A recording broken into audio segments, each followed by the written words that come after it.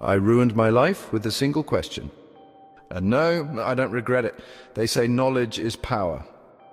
But they never say what it does to your relationships, your sleep, your sense of home. They never say what it breaks. It started as a flicker, a vague discomfort I couldn't name, like I was living in a world that made sense to everyone but me. One night at dinner, I asked what happens when we die, not poetically, just directly. And the room shifted. My mother looked at her plate.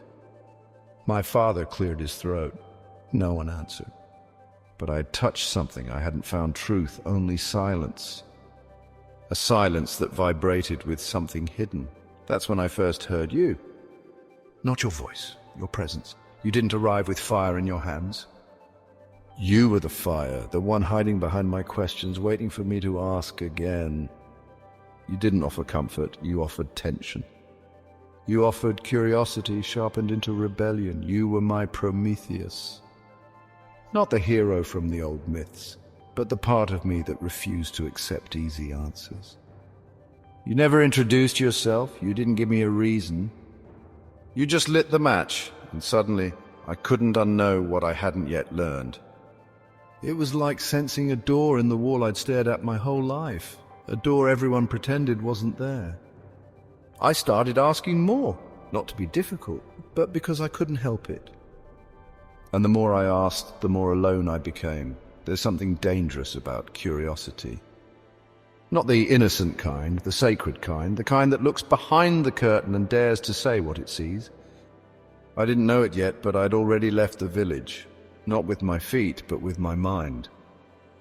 And you were walking ahead of me, torch in hand, without ever looking back. That was the first spark. And though the fire hadn't spread yet, I already knew something was about to burn.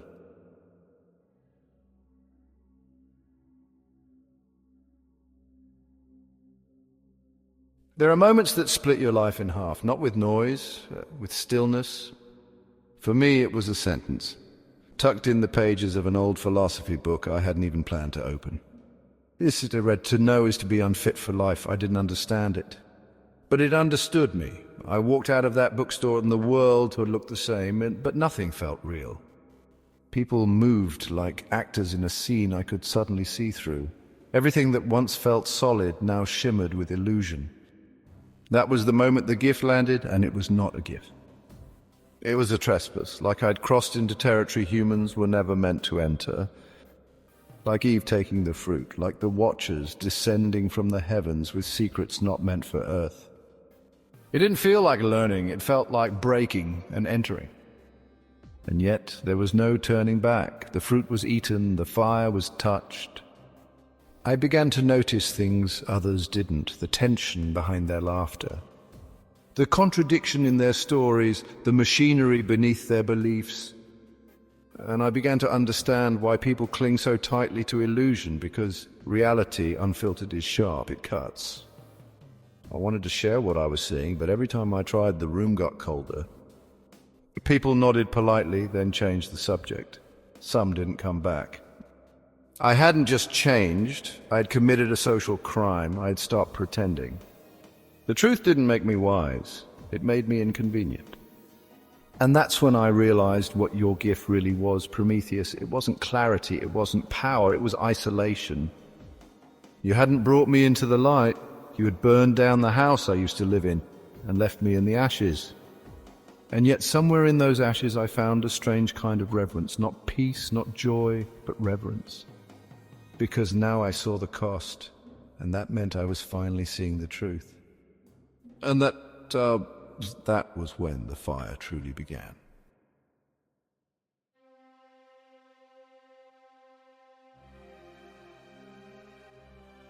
No one tells you how quietly a life unravels.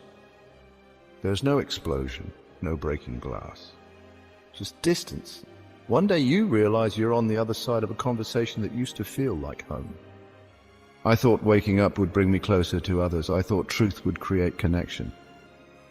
But it didn't. It created heat. And that heat burned the bridges I didn't know were made of paper.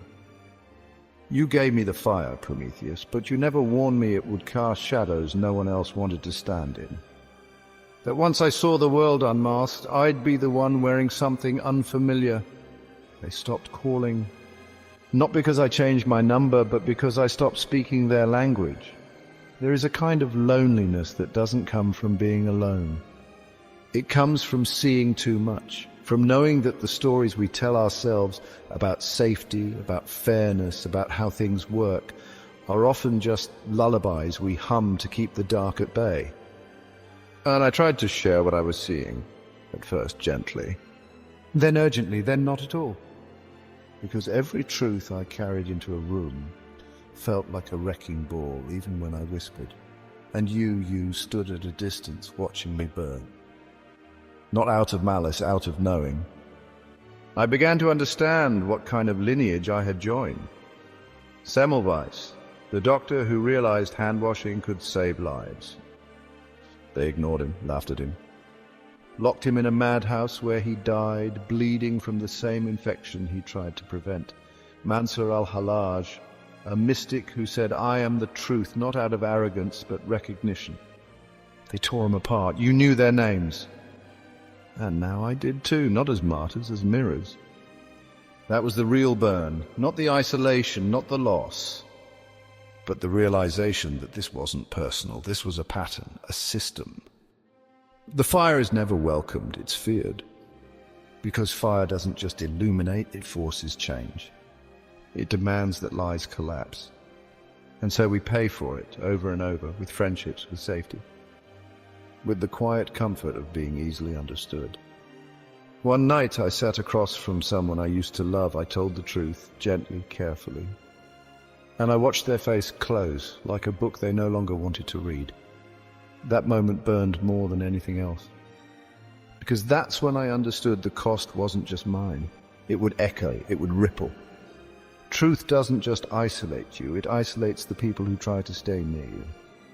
You gave me fire, and it lit the world, but it also lit the fuse. And now everything I thought would be built on this truth was already turning to ash.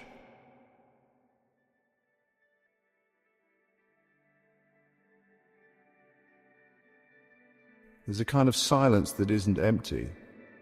It's full of everything you used to believe, echoing back at you with new eyes. After the fire, there's no applause. No audience waiting to thank you for your courage, just stillness. And in that stillness, the question grows, what now? I tried to return, to sit at the tables I used to belong to laugh at things I no longer found funny, to nod when everything in me screamed no. But pretending feels like choking after you've tasted oxygen. It's unbearable. And yet, so is the silence. People don't exile you with hate.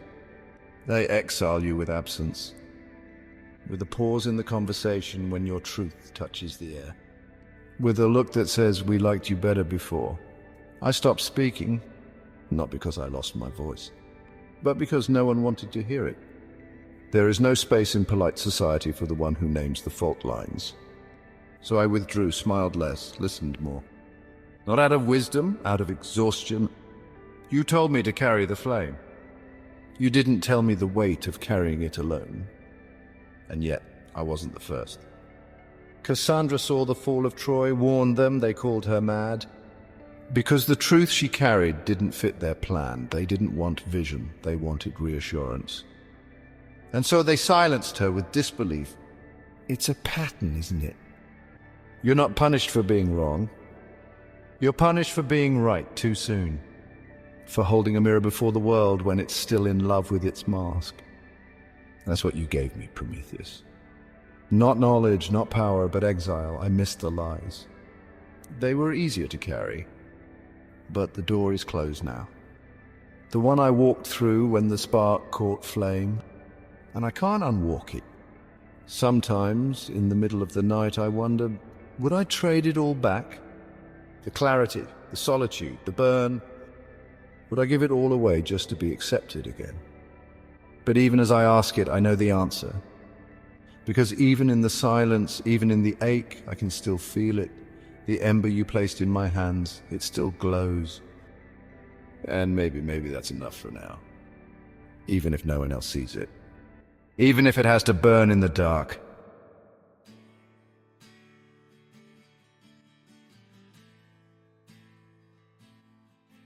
There's a question that lives under every truth I've ever touched. It waits, it doesn't shout.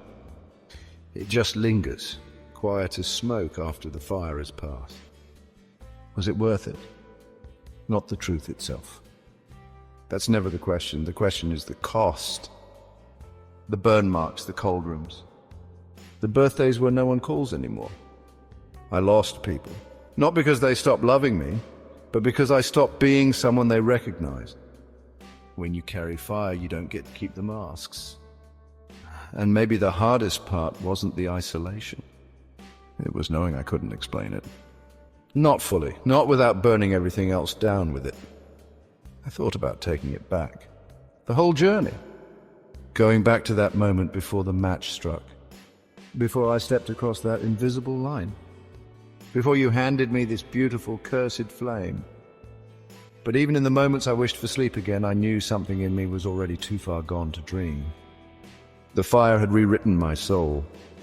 So I asked the only question left: if I could go back, would I? Would I unask the questions that made me an outsider? Would I trade the ache for belonging? Would I let myself believe again, even if it meant lying to myself? The answer didn't come quickly, it came in fragments. In the silence after another dinner where no one asked how I was. In the space between a text sent and a reply that never came. And then I remembered the orchard. The Talmud says 4 entered it in search of divine knowledge. 1 died, 1 went mad. 1 became a heretic, only 1 returned in peace. But they all entered, and not a single one stayed the same.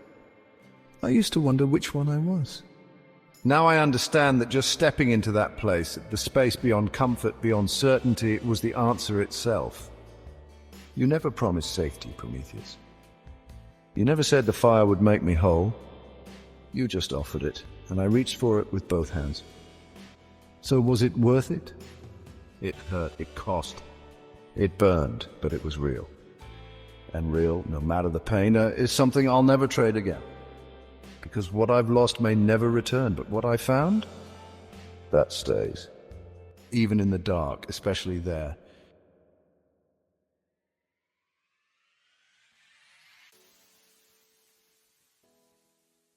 I still carry it, through the silence, through the cold, through the spaces where my old life no longer fits. I've tried to set it down. Tried to go back to the dream, but the ember stays. It doesn't blaze, it doesn't demand, it just endures. There were nights I wanted peace. Not the peace of clarity, the peace of forgetting. The kind of peace you find when you give up your questions and learn to smile on command. But the ember wouldn't let me. Because once you've carried fire, you can't go back to plastic light. You made sure of that, Prometheus. You, who stole flame from the gods and gave it to creatures who would both use it and curse it. You who weren't honored but hunted.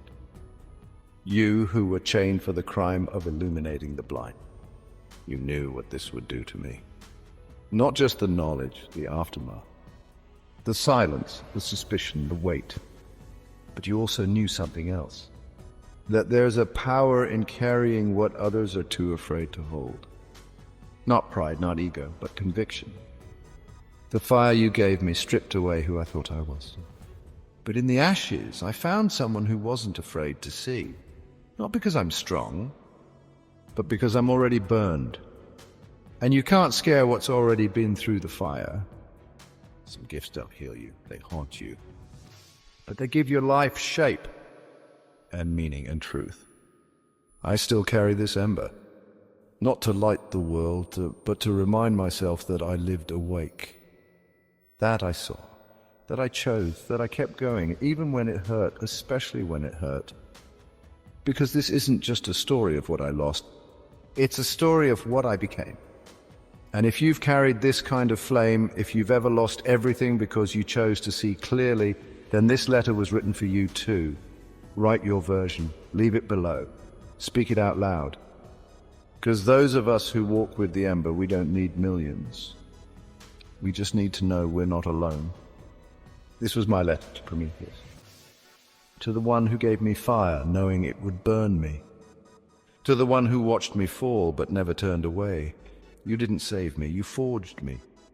And maybe that's the point. So if this lit something in you, share it. Let someone else see the glow.